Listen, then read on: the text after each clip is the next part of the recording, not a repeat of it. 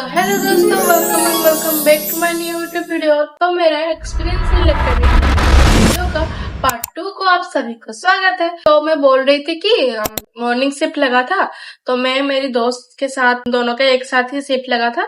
219 number bed में एक ठो आंटी थी, मतलब उनका एज समथिंग 35 या 39। उनका प्रॉब्लम ये था कि पेट में दर्द हो रहा था, ठीक है।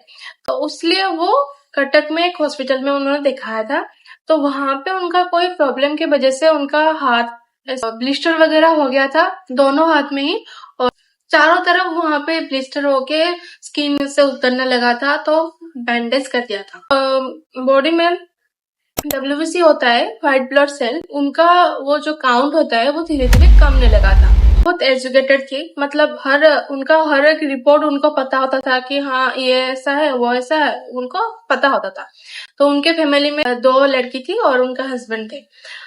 मतलब मैं उनके बारे में ऐसा क्यों बोल रही हूँ कि मुझे उसी दिन फील हुआ था भगवान इतना इतना क्रूएल कैसे हो सकता, इतना दुख एक इंसान को कैसे दे सकता है। मतलब सुना तो पहले मैंने उनसे बात की अच्छी से, वो एकदम से फिट थे, उनको कोई बोल ही नहीं सकता कि उनका कोई प्रॉब्लम होगा। मतलब इंटरनली उनका हाथ का, हमको तो लग रहा था कि हाँ, उनका हाथ के वजह से ही वो हॉस्पिटल आए हैं।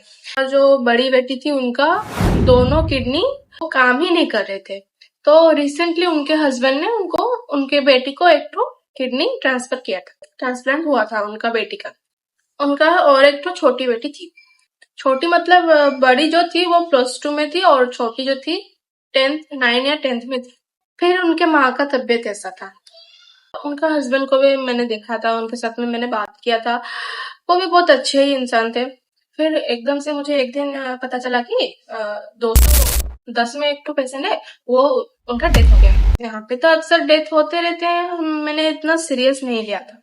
उस दिन मेरा इवनिंग का शिफ्ट था, मुझे कहा गया कि तुम 210 में उनका ECG एक तो कर लो। तो फिर मैं गई ECG मशीन वगैरह लेके, लीड लगा के मैं ECG कर रही हूँ।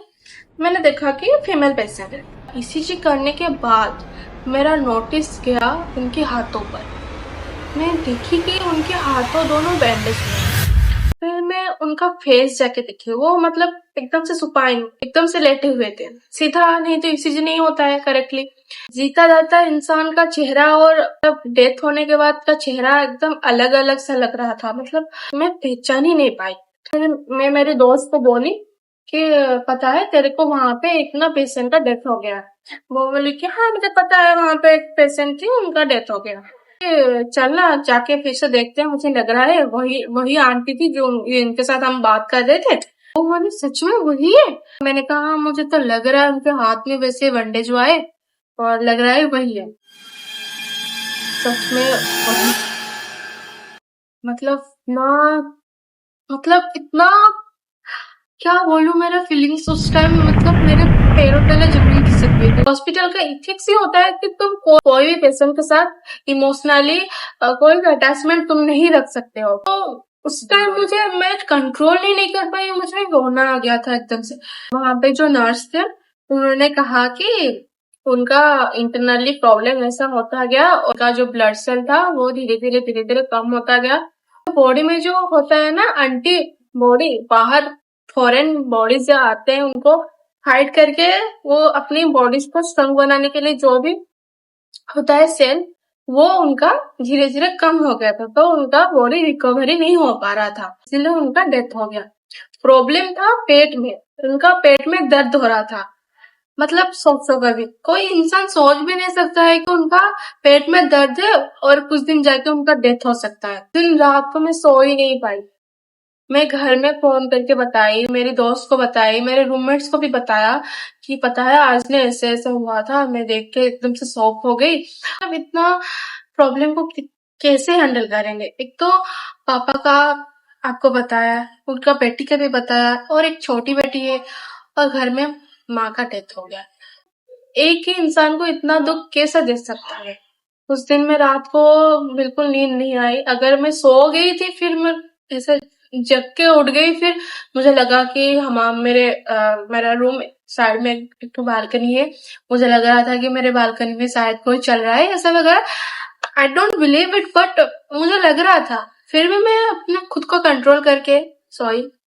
फिर सुबह मम्मी को बोला कि मम्मी मुझे ऐसा ऐसा सपना तो नहीं, मुझे ऐसा ऐसा फील हुआ। मम्मी ने कहा कि तुमने बहुत ज्यादा सोच लिया है उनके बारे में, तो ऐसा हो रहा है। ऐसा तो तुम जिस फील्ड में हो वहां पे तो ऐसा होता रहे। हर किसी के लिए तुम अगर इमोशनली अटैच हो जाओगी तो तुम्हारा सेहत का भी खराब हो गया और होगा। इसके पहले भी मैं 2-3 तो डेड पेशेंट देख चुकी थी, डेड बॉडी देख चुकी थी, फिर भी मुझे कुछ नहीं लग रहा था। और उसके बाद भी लिटरली अभी तक भी मुझे कुछ नहीं लग रहा, पर उस दिन मुझे कुछ लगा था यार। लिटरली मुझे बहुत दुख लगा, बहुत टेंशन हुई। मतलब उनके फैमिली के बारे में मैं सोचने लग गई थी। ऐसा था मेरा एक दिन का एक्सपीरियंस। ऐसा बोलने जाओ तो बहुत सारे एक्सपीरियंस हो गए हैं मेरे। तो फिर मैं आपको और एक बात बताना चाहती हूँ कि 18 साल की लड़की थी और उसका अपनी बॉयफ्रेंड के साथ कुछ तो झगड़ा या फिर क्या हुआ था मुझे एग्जैक्टली नहीं पता था, पर हुआ यह था कि उसका बॉयफ्रेंड के साथ ही उसको कुछ प्रॉब्लम हुआ, उसके वजह से उसने पॉइजन पी लिया। और उनके घर वालों के कहने हिसाब से वो पॉइजन इंटेक करने के 4 दिन तक वो घर वालों से छुपाई थी। घर में पता चला होगा कि इसलिए वो हॉस्पिटल लेके आए। फिर भी 4 दिन तक मतलब रजिस्ट कर गई थी। अगर वो पहले दिन से हॉस्पिटल ले आते तो वो बच जाती। अगर वो लड़की घर में थी तो उनका पेरेंट्स का नेग्लिजेंस होगा, और अगर हॉस्टल में थी तो उनको उनके फ्रेंड्स या फिर पता है उसका बॉयफ्रेंड उनको वीडियो कॉल में रख के ये सब किया था। अगर वो बॉयफ्रेंड भी कुछ दिमाग का मतलब पैदल नहीं होता तो वो आके घर में इन्फॉर्म करेगा कि इसका ऐसा कुछ हुआ है। वो भी शायद डर के मारे कुछ नहीं कहा होगा कि मैं अगर फंस गया तो। लगभग 2 से 3 दिन के बाद उसका भी डेथ हो गया। 18 साल की लड़की, उसका माँ बाप ऐसे। पहले दिन जॉब में गई थी, पेशेंट जब रिसीव हुआ था मैं थी वहां पे। मैंने देखा कि उनका पापा आके उसको ऐसे रो रो के बोल रहे थे कि ऐसा क्या प्रॉब्लम हो गया था, तो मुझे भी बोल सकती थी कि ऐसा खुद के अंदर बात छुपा के रखना क्या ही जरूरी था। और वो रो रहे हैं और बोल रहे हैं। लड़की कोई कमी नहीं थी, लड़की बहुत सुंदर थी। कंडीशन ऐसा सीरियस था कि कुछ किया नहीं जा सका। मैं सोची यार कैसे कर लेते हैं ऐसे, किसी के लिए खुद का जान ऐसे कैसे दे सकते हो। माँ बाप ने आपको छोटे से बड़ा किया है, छोड़ो मैं क्या ही बोल सकती हूँ। तो ऐसा था मेरा एक एक्सपीरियंस। धीरे धीरे ये सब चीजों को मैं नॉर्मलाइज करती गई कि हाँ, और मैं फिर हूँ आईसीयू में तो क्रिटिकल पेशेंट आते ही रहते हैं। मतलब धीरे धीरे फिर मैं काम भी सीखी।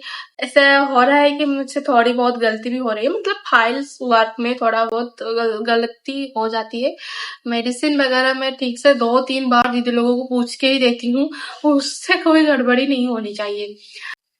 That's it। आप लोगों से बात करके मुझे बहुत मतलब सुकून वाला फील हुआ कि मेरा लाइफ में ऐसा कुछ हुआ है, आप लोगों से शेयर कर रही हूँ। अगर मुझे पॉसिबल हुआ तो मैं बाहर भी जाके शूट करूंगी और आपको एंटरटेनमेंट करना मत भूलूंगी।